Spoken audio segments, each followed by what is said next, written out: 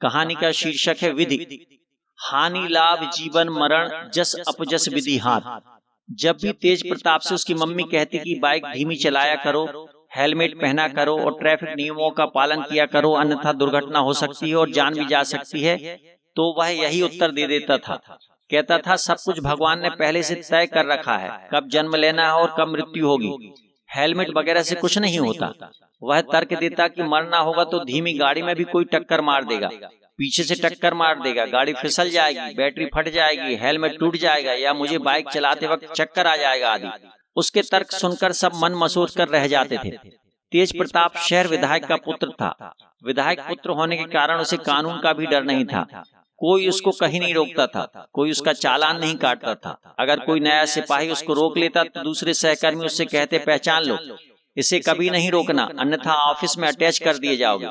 2-4 बार उसके छोटे एक्सीडेंट हुए, लेकिन इलाज से वह ठीक हो गया। इससे उसका दुस्साहस बढ़ गया।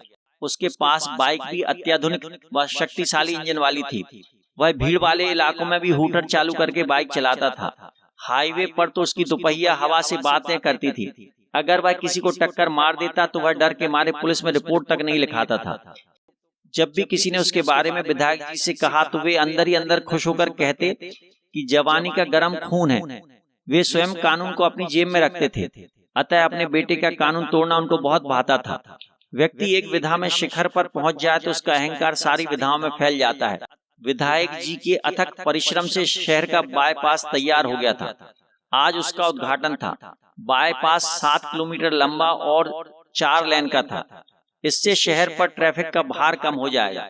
आए दिन शहर में भारी वाहनों से होने वाली दुर्घटनाओं से निजात मिलेगी। माल ढुलाई का समय 1-1.5 घंटा कम हो जाएगा।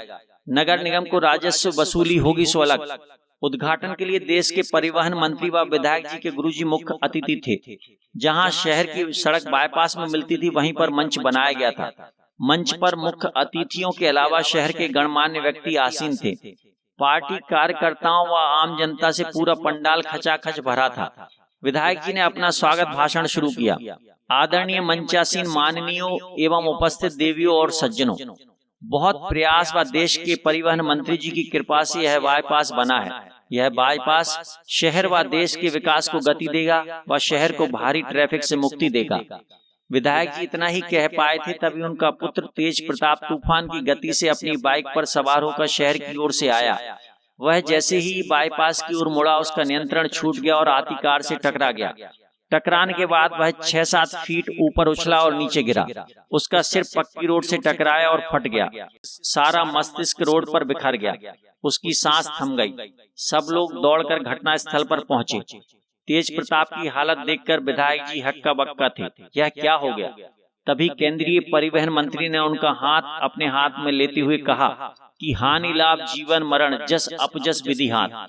यह तो विधाता ने रचा था, आज ऐसे ही उसकी मृत्यु लिखी थी। यह सुनकर गुरुजी ने कहा, नहीं, हानि लाभ जीवन मरण जस अपजस विधि हाथ में विधि लिखा है, विधाता नहीं। विधि अर्थात नियम, कायदे, कानून। बेईमानी करोगे तो अंततः हानि होगी, सत्य जीवन जियोगे तो अंततः लाभ होगा। सत्कर्म करोगे तो यश मिलेगा और बुरे कर्म करोगे तो अपयश मिलेगा।